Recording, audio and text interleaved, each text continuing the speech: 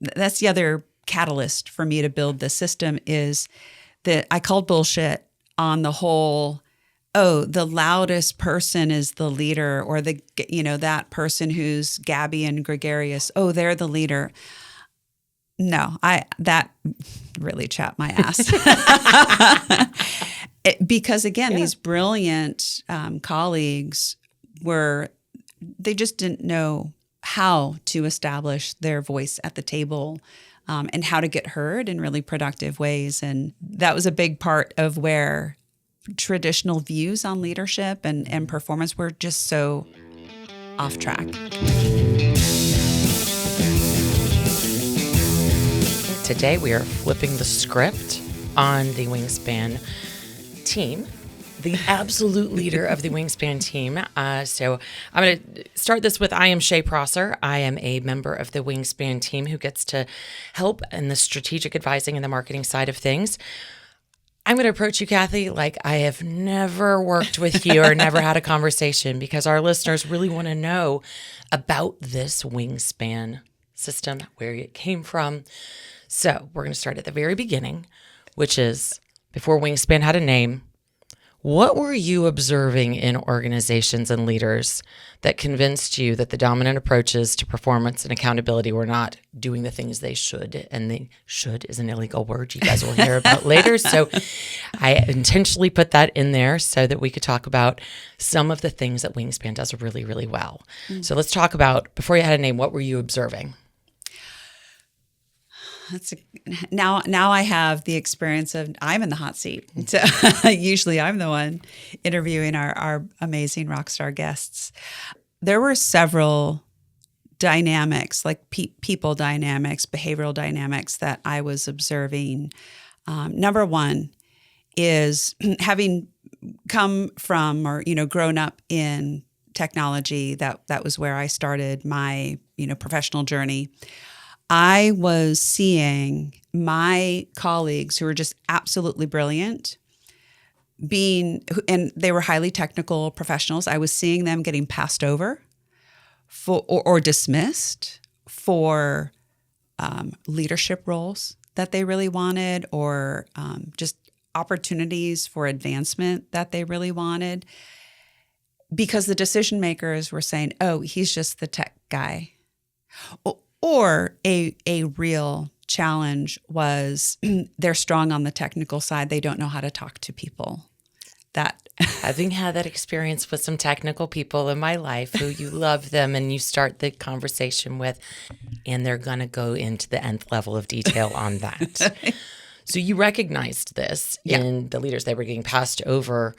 You have this unique ability to see that behavioral piece, and you are also a deeply technical person in the way that I see you approach wording and the details of the system. How did you then take what you were observing and turn it into something that was something that you could help leaders with? And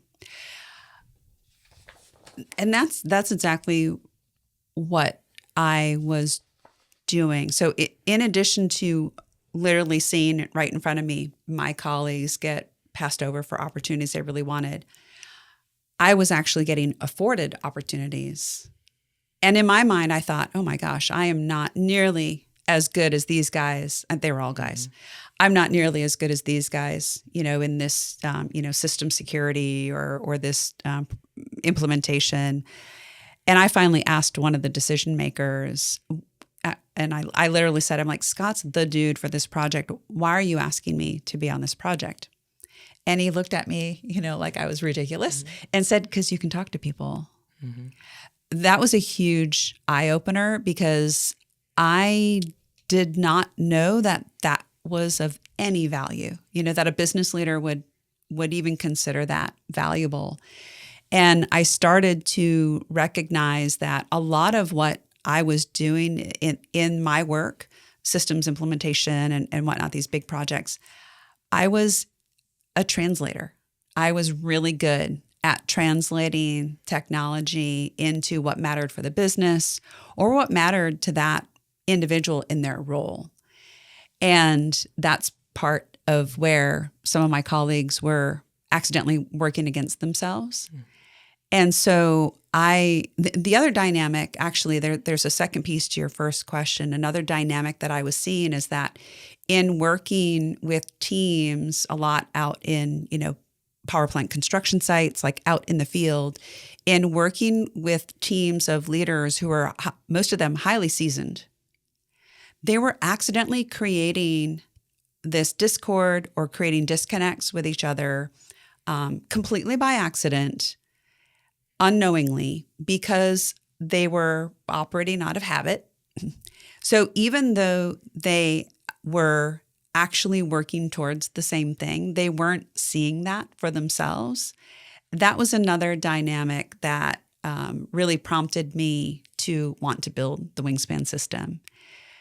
And being highly technical myself, it really mattered so much to me to build a system that was highly practical, that was like a thinker's system for more reserved individuals to be more effective in their interpersonal performance without feeling like they had to become somebody else or somebody that they were not.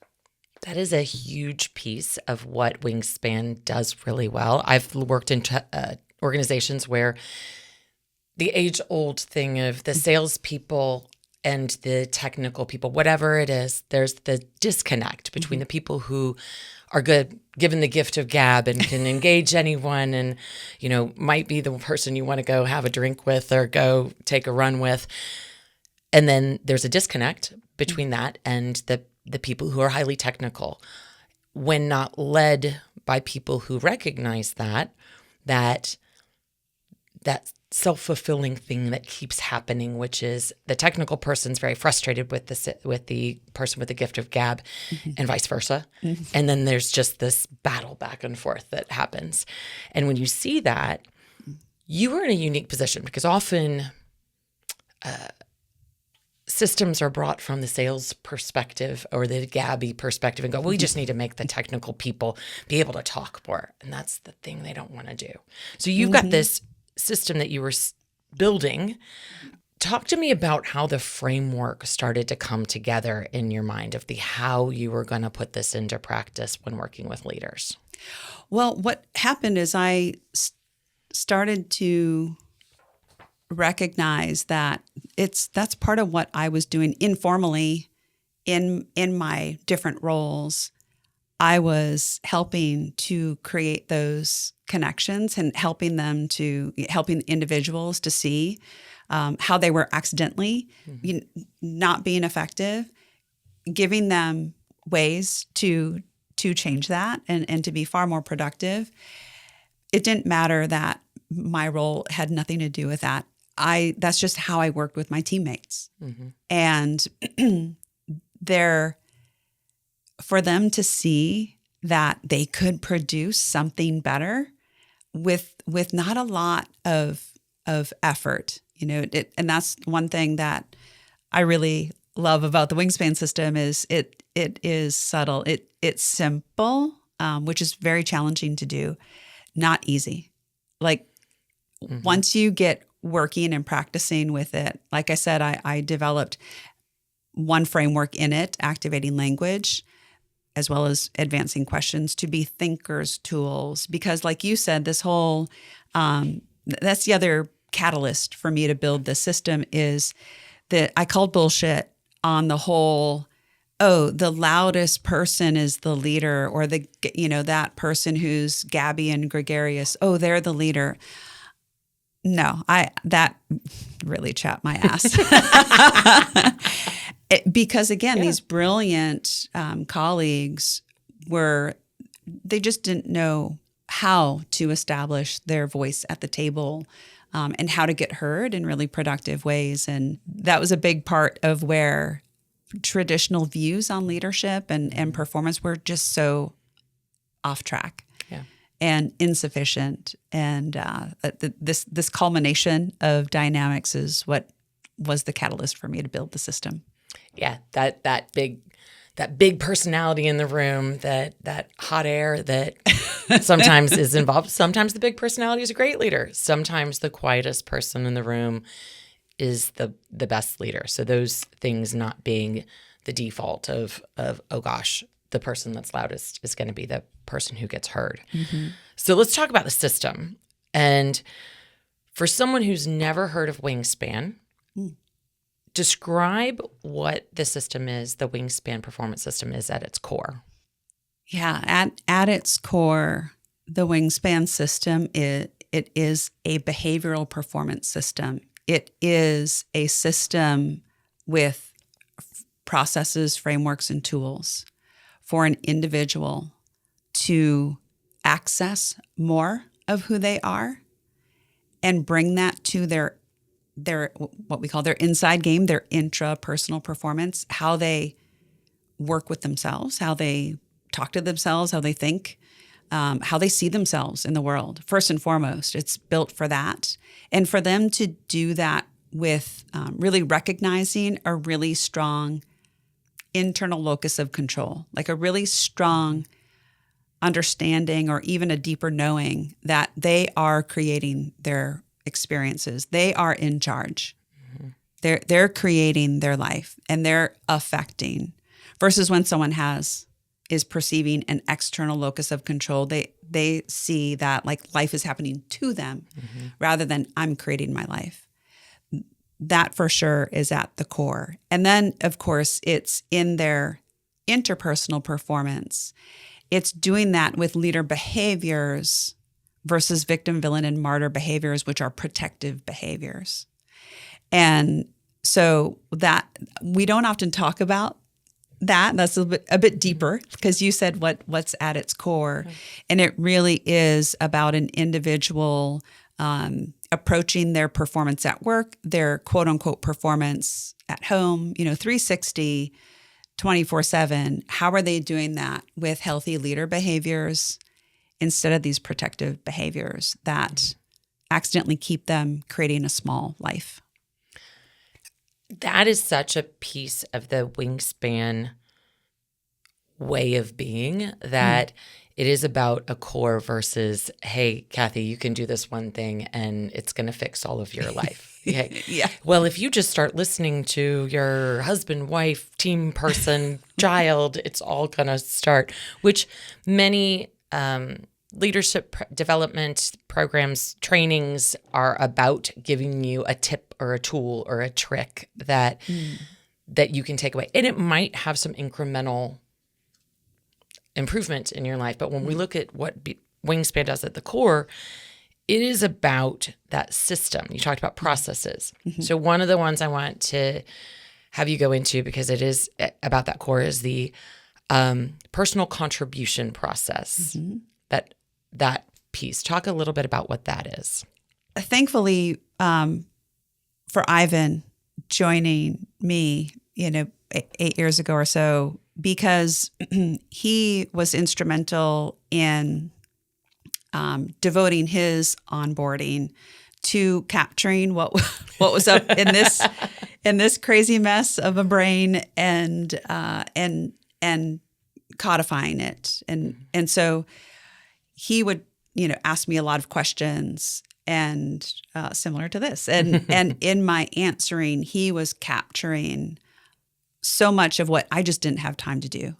When I was billable, however many hours a week running a business, I was not taking time to capture it. And so I want to make sure that to give him due credit for his part in this, because the personal contribution process was simply what I was walking people through so that they were recognizing at a root level, all right, what's really happening in this situation? So this situation any situation where an individual is not getting the performance they want or expect, or another way to think about it is any situation where a person is not getting the behavior that they want or expect. That could even be an example from a leader that I worked with is the behavior of her son's filling the dishwasher after dinner. It could be as simple as that. So when a person is not getting behavior or performance from another person, the personal contribution process in step one helps them to break it down to really see clearly what is and isn't happening versus someone who's just focused on their frustration about it. Yeah. And then it walks a person through to identify, not rush to like a quick fix. Like you said, this trick or this tool, it's actually, it prompts an individual to stop and take a look at up until today, what's been happening. And hey, what's my part in this? Hold up. I thought everybody else was wrong. So Yeah. You've unpacked a lot of wonderful things there.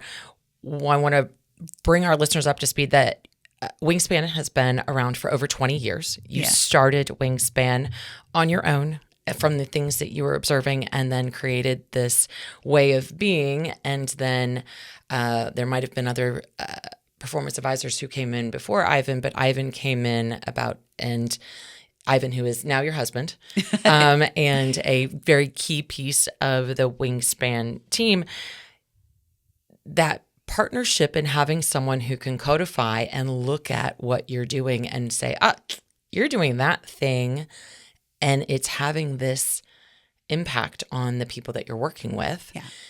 Let's put it into something that is a system. There's several things that are pieces that I know he helped with, which is activating language and advancing questions. Well, I'm going to restate what you said. So what's more accurate is the system existed. I had the system and I was using it with leaders since the beginning. Mm-hmm.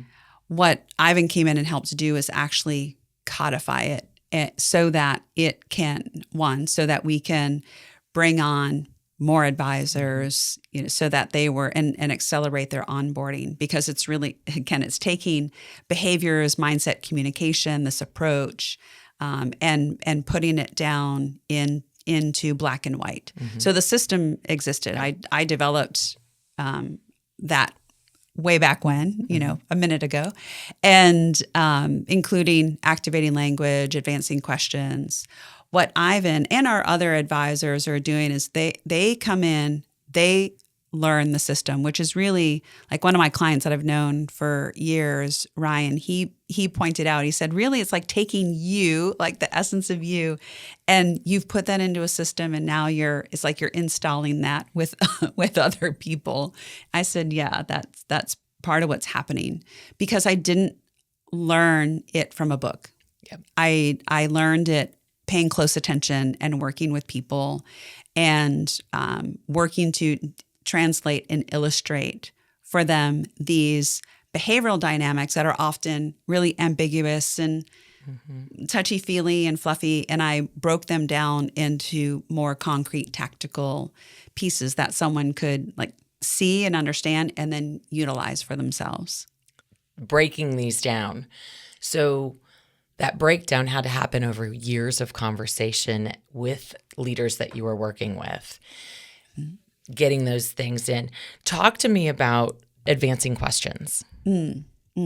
So part of what I said earlier, one of those dynamics that was happening is that seasoned leaders in working with one another were accidentally creating these disconnects. They were creating this discord. And it was really slowing down their progress, their projects, and of course that hits the P&L. It was also slowing down their relationships. And so, for example, if you're coming to me with a problem where you want some support in solving, if I start in and say, well, Shay, did you do this? And did you talk to them? And did you do this other thing? And if I start in with a bunch of yes or no questions, first of all, that's annoying and condescending. There's other things that are happening. I won't go into that depth, though that's not one. That's highly inefficient. That is not helping you and I advance either the solution or the decision or the action. It's not helping us advance. Also, when I'm interacting with you in a way that's coming across condescending and annoying, it's not advancing our relationship. Mm-hmm.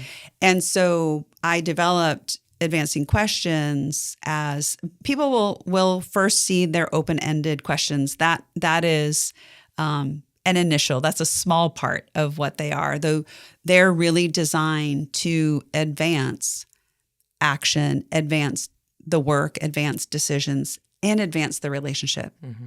So if I used advancing questions instead, when you came to me with that, if we redo this scenario and you came to me, with that problem, and I asked you instead of the annoying yes or no questions, if I said, well, Shay, what did Ivan say when you talked to him about this piece? That would, one, I'm extending the benefit of the doubt to you mm-hmm. that you've talked to him. Two, if you haven't, I'm reinforcing the expectation that you would have talked to him. So I'm reinforcing the expectation that you are utilizing other resources that are available to you before you escalate it to me. Mm-hmm. So there's a lot more that is produced in the exchange, and it's much more efficient in how people are again, solving problems. Or in one of our clients, I have, the leaders there have shared very specific examples where a piece of equipment goes down and it's, well over $1 million a day, mm-hmm. a piece of equipment going down. When the leaders that I was working with, the plant managers, the superintendents, when they started to exercise advancing questions rather than just the 5 why that they're used to using, one of the leaders said they were able to get that piece of equipment back up in 4 hours versus 4 days. And to hear that impact and to get examples all the time about what people are creating and producing using advancing questions, including with some of our most important people. Mm-hmm. So Bruce has shared too, I want to say on a previous podcast, he started to go home immediately and ask advancing questions of his children. Yep. Rather than the crappy yes or no questions. And so what he's producing in his relationships and what he's creating there is just so much more rich and meaningful. And anyway, those are a couple of examples of what can be accomplished and created when using advancing questions. And you talked about earlier in our conversation about we are who we are, whether we're at home or in the workplace. So the things that happen and that you learn and that you start engaging in the workplace, when they work one place, they hopefully work another place as well. So when you think about, the system is built around creating healthy, high performance, which is very distinct from leadership development or just simply holding people accountable. Mm-hmm. Describe the distinction and what it means in practice, and why it really changes the trajectory of the organizations that Wingspan works with. Mm-hmm. Yeah, it goes back to it's not just the Wingspan system and how Wingspan advisors partner with and work with business leaders in different companies. It's about equipping and supporting leader performance on an individual level. That is, when we say healthy high performance, it's performance that is sustainable. It's not only producing the business results, it's also creating those healthy relationships within a team. A person is generating just more fulfillment and satisfaction because of how they're approaching the work that they're doing. And so that when we mean healthy high performance, it's that holistic high performance for the individual, for the team, and for the business. That healthy piece of it is a very intentional, as I know that so much of the language that is used by the Wingspan team and the Wingspan Performance Advisors. You've said some of them that are very common in Wingspan language that, yeah, they're normal words, but these are also things that Wingspan uses very intentionally. Equip, support, high performance. There are also things we don't talk about, which are illegal language. So I want you to talk a little bit about activating language and illegal language. So activating language is the overall framework. Within that framework, there are different components. One component is what we playfully call illegal words.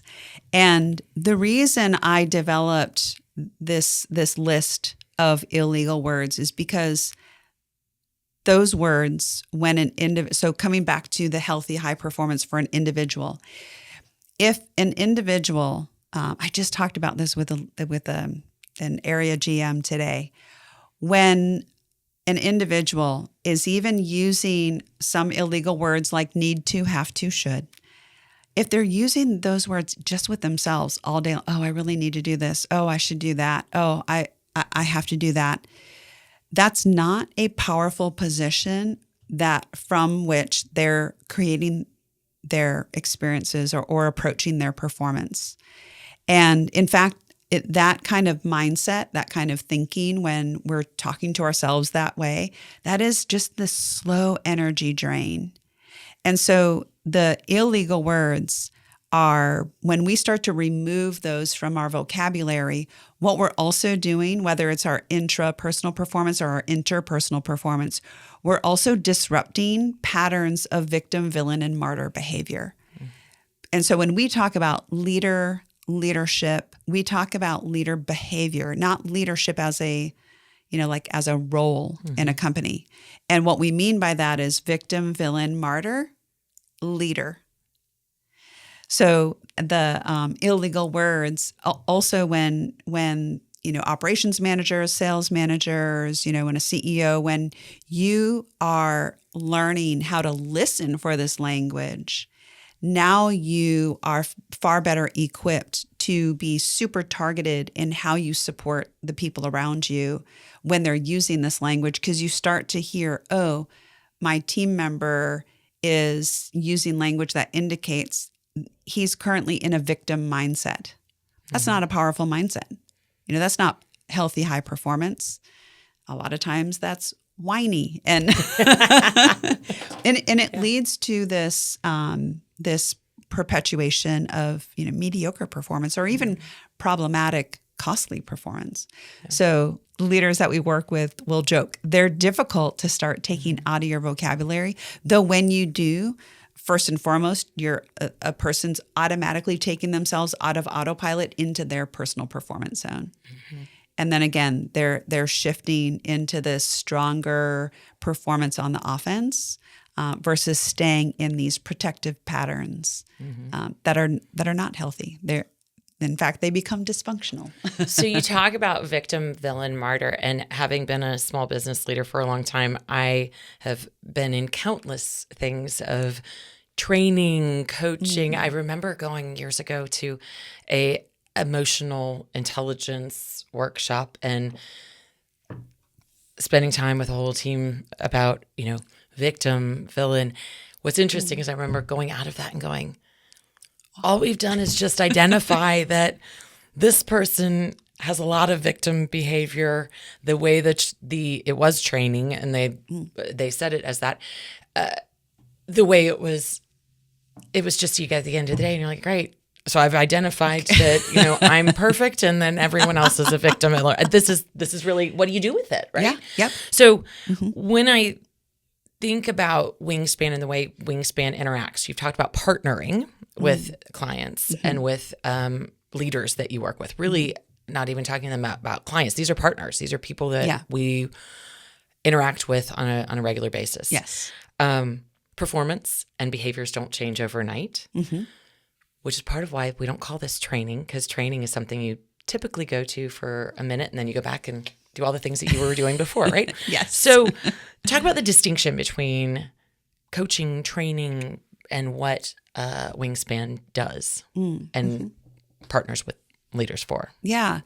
They're exactly what you're just illustrating.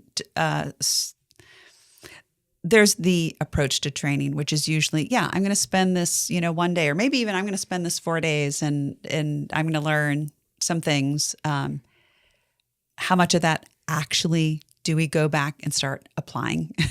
About 1%. Yeah. There's science The one thing behind that seemed really easy to do is what people take off.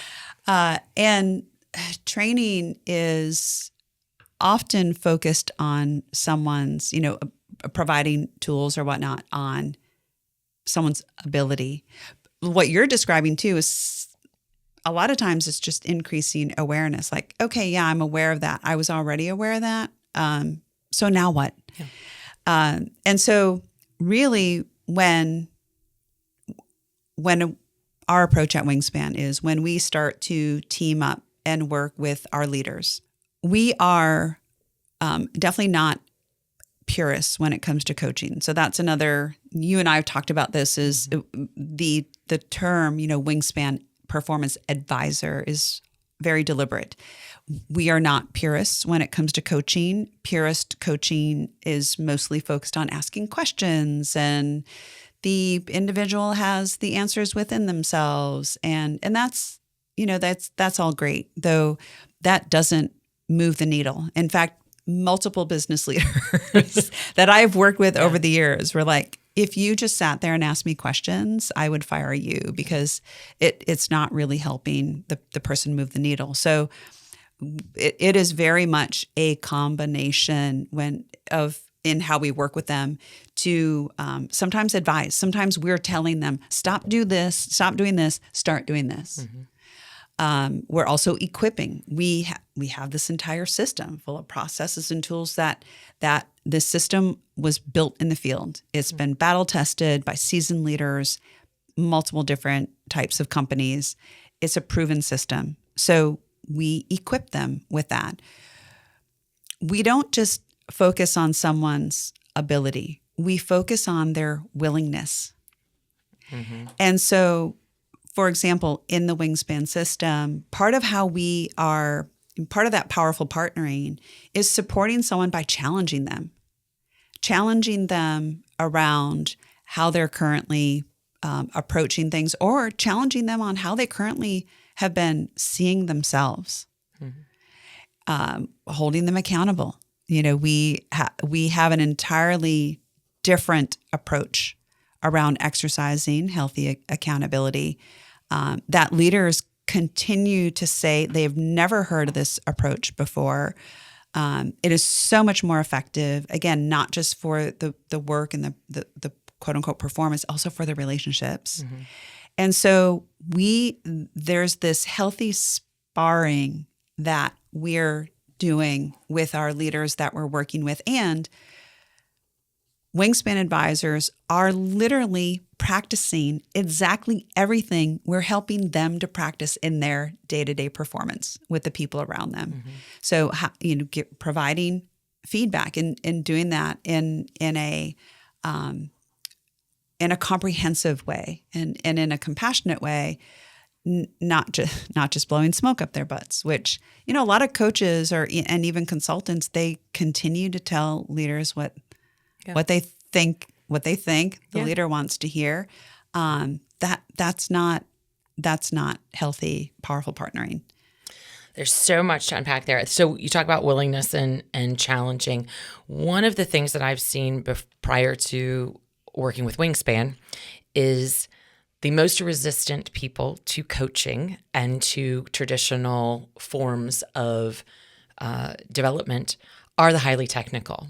Mm-hmm. So that is a piece that Wingspan has mastered like no other, because you've built a system that engages people that are highly technical and highly critical by nature, mm-hmm. often because that's what they're really good at. They're good at healthy sparring. Mm-hmm.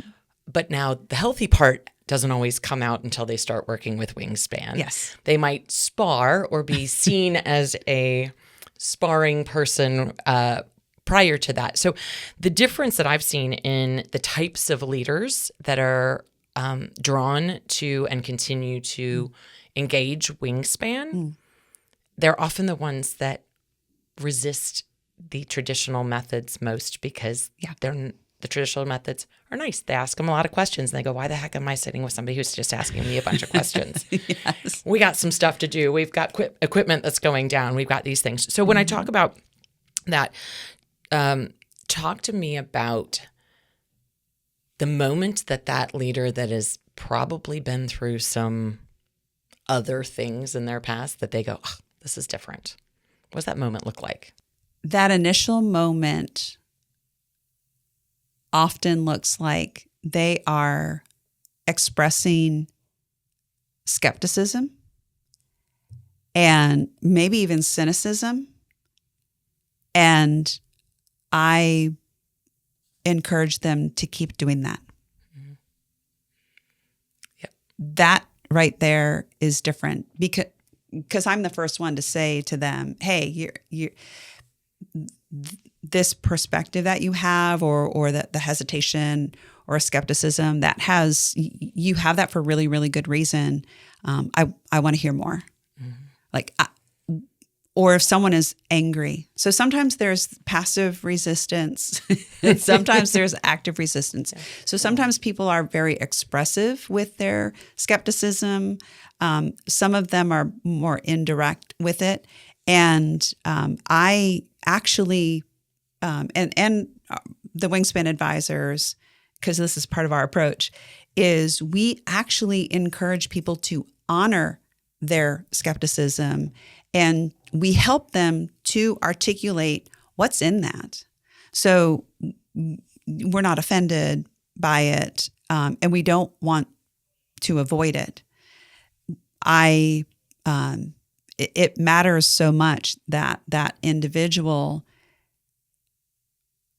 has the safety and the space to actually go further with it, which is counter to what they've been told by most other people. Yeah. They've been told to put that away and then we're going to go over here and do this. Yeah. Be nice. Yeah. Calm it down. And they're dealing with mission critical things. Yeah. The leaders that we're working with are dealing with things that our listeners won't want to know, that they're major things that could be disrupted. This is not a nice to have and go sell more, which we like salespeople too, but it is about mission critical things. Yes. They can't ignore. They can't just gloss over. Yes. So I'm going to switch us a little bit to talk about the performance advisors and talk about the types of people that are on the Wingspan team and the things you look for when bringing on new performance advisors. Heather and I were just talking about this yesterday, because we're about to start another round of recruiting and and selecting advisors to join the team. It's related to even the name of this podcast. We leading without the BS, unfiltered, unapologetic, unstoppable performance. Exactly what you're saying is the hard-charging, high-achieving leaders that we work with are under pressure every day. They're in high-stakes situations, mission-critical work. We don't have time for fluff, theory, what's ideal. And so when my team and I are looking for advisors and who's really qualified and fit, absolutely non-negotiable is that they have experience in the real world with leader responsibilities and or entrepreneur, business owner responsibilities and experience. And that is non-negotiable. Also, what I look for is someone who has navigated some difficult shit in their life, like someone who's just been who's not developed like that grit and resilience is not a fit. for this, because the work that we do and the environments we're working in with our leaders are quite intense. And so if someone is sensitive, if they're going to get easily offended, if they think that traditional academic approaches to people and their performance in some of these sticky, relationship situations and, again, complex challenges, if they think that that's going to work, that already that's too naive. Mm-hmm. And so, we're often looking at a minimum 15 years experience, in the real world, handling the pressure and the responsibilities of the implications of their decisions and demonstrating an ultra high level of personal ownership, going back to the personal contribution process. There's things that you can read about, you can hear other people's stories about, but until you've been kicked in the teeth on site at a plant or in a, developing a technology or whatever it is that you feel you've been kicked in the teeth and then have to figure out what your contribution is. And maybe some things you can look at and go, if I would have known that a little earlier, I would have done this differently. It's more relatable to people on the other side of the table that are leading through those things when you've got some experience and some life in you. I've often thought the difference of the performance advisors is one of the strengths of Wingspan. It's not that they all come from the same background and are exactly like you. They've all had experiences in these environments. Well, and what we've learned too is a traditionally trained coach, not a good fit. Yeah. Not a good fit for us. That they're along with that grit and resilience, there's a little bit of edge that is required, not only to really follow through and operate and partner successfully with the leaders we team up with, also within the team.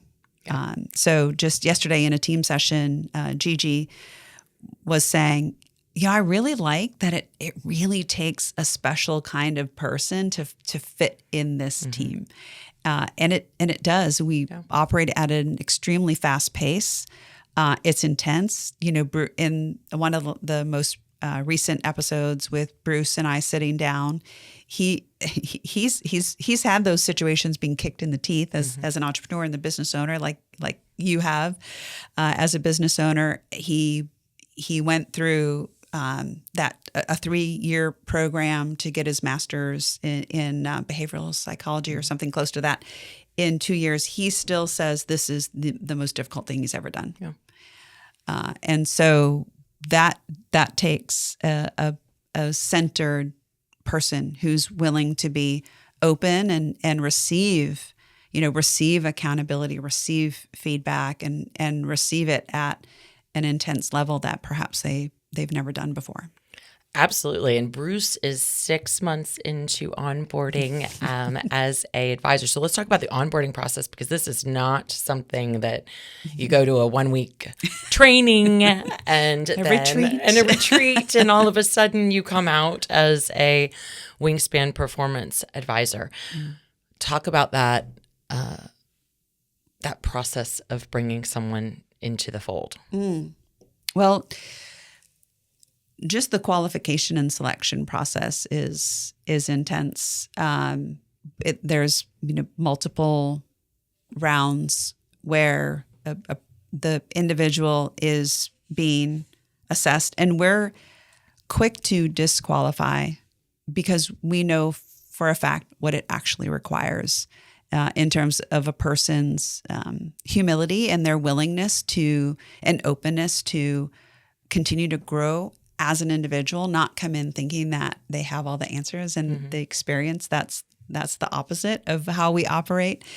And so the going through multiple, panel interviews, conversations, And then once they are coming on onboarding is an intense. Ivan calls it an immersive experience. Bruce might call it something different. And truly, it takes a minimum. We've learned it takes a minimum for more likely 6 months for a person to get the green light to work solo.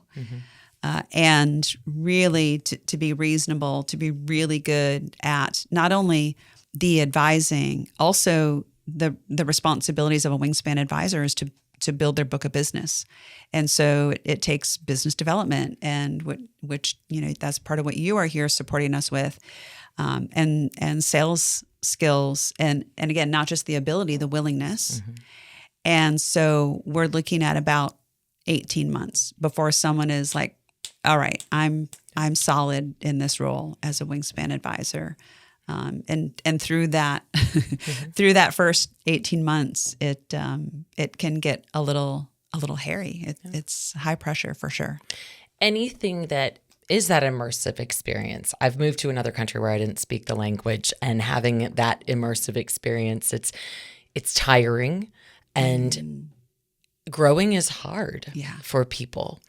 And I love that our advisors go through that growth and in their own journey of becoming advisors. And I have not observed that they don't stop growing. We've got people who've been around for a while and been past that 18-month period. You bring on people that are willing to look at things and grow and continue to expand their field of knowledge. So it's a piece. There's a lot of challenge in learning to do that. So let's talk a little bit about the growth of Wingspan itself. You mentioned that we'll be bringing on some more performance advisors because our ever growing list of companies and organizations that we're working with is fantastic. That is one of the things that our team members do well, is they work across industry and bring that unique experience of working in different industries to each of the organizations that they work with. So what does growth look like for Wingspan over the next 2 years? Over the next 2 years. Definitely in working across industry. And what I also definitely part of our secret sauce is depth within specific. So, manufacturing, technology, and like construction or EPC companies, that's where across the team we have real depth in working in those environments. And where we're taking it over the next 2 years, one thing upcoming in 2027 is I have been asked multiple times through the years by other independent coaches or consultants to certify them in the Wingspan system. And so we've done a good bit of work mapping out our approach for that. And I'm excited for that because, one, it's going to help us get the tools, get the Wingspan system in the hands of more people, because nearly on a daily basis, which I'm super proud of, is that people are sharing it's life-changing for them. Their words, not mine. And that continues to be my driver to get the tools and the system in the hands of more people.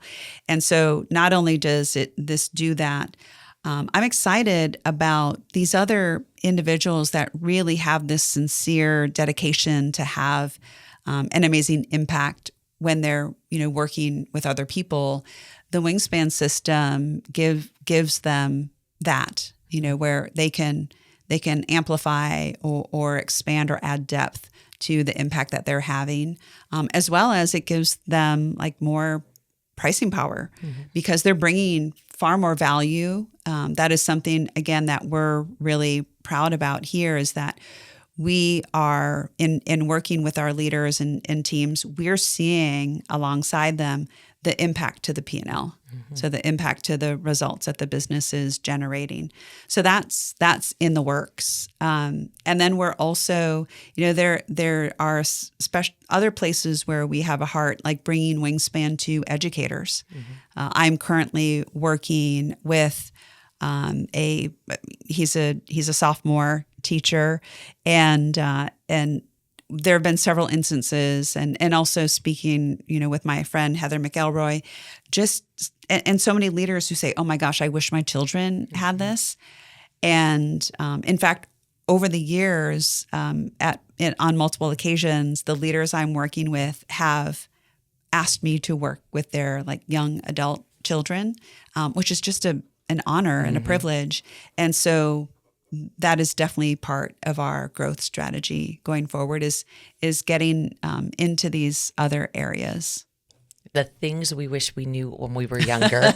Yeah. And as we enter into a world where the interactions between people and the behaviors and the way that we show up, a lot of the things that we used to do and spend our time doing can be done much more quickly. So the way people show up is so important. And the earlier you can learn that, it's huge. It's life-changing for people. And I love the certification piece, partly because I'll often see senior leaders who are going, I want to do something different. I want to do something more, but I don't want to be a coach, or I don't think I have a background to be a coach because I've led this or that. This is such a good place for them to understand a system that will also draw on their depth of experience and allow them to be in that space. So we're going to wrap it up with when you look at Wingspan and the organizations and the people that you've produced, partnerships that have created meaningful change, what's the common thread that you see in situations that you've made that Wingspan's made the biggest impact? The common thread is that the senior-most leaders, whether it's in a region or in the company, they're the ones who are ambitious, and they embrace. So they don't just accept, they embrace that their own continual growth and development as a leader is key. Because when the senior-most leader is demonstrating that for sure is the primary indicator for how successful a team and a business is going to be, and actually working and applying what they're learning for that bigger game that they're aiming for. When there have been times over the years where a business leader will come to us and they want us to quote unquote fix them, fix their team. Those are not good fits for us because of how that senior most leader is already thinking about it. We're not here to no one needs to be fixed. That doesn't even exist in our world. That is fantastic. The thing that I've would encourage our listeners to do is, one of the things that we do on this podcast is you interview a lot of the leaders that we work with. It is an opportunity to hear from leaders who are doing it. They're leading sometimes hundreds, sometimes thousands, sometimes even more than that in these environments. They're not necessarily the people that are on the cover of Forbes. They're in the wild and in the companies doing it. And the stories from those leaders are fascinating. So for all of you out there listening, please go listen to some of the Wingspan episodes with leaders from a variety of different industries. Yeah, that's part of what I'm super excited in showcasing them. Is it also goes back to how is it different in terms of how the Wingspan advisors work with our leaders? We're their champions. And so that's part of what we're doing on the podcast when we're interviewing these leaders that have worked with us, is we're their champion. We're putting them on stage because they're the real stars. And it is exciting for them to have a bit of the spotlight because they're usually unknown in the big, like you said, they're not on magazine covers. They're usually only known in their space within sometimes really big businesses. Yeah. And it's super exciting for them to be recognized. And Wingspan's there with them when they're doing things real time. I will put a plug to, I had a driveway moment as I was coming up here today, listening to the latest episode with Ryan, who led through many things going on in Minneapolis, thinking about being a hospitality leader in Minneapolis over the last number of months in the last year. I'm not going to spoil it because you should go listen to that episode and see the things that you can learn from his experience and the way he led through that challenging time. Absolutely. Just tremendous. And so much more there. Mm-hmm. Absolutely. Well, thank you, Cathy. It's been a pleasure turning Thanks, turning the tables on you today. So. Well, it's exciting. It's truly a privilege to share more about this work that we're doing and that I continue to be super, super proud about. Absolutely. As you should be. Thanks.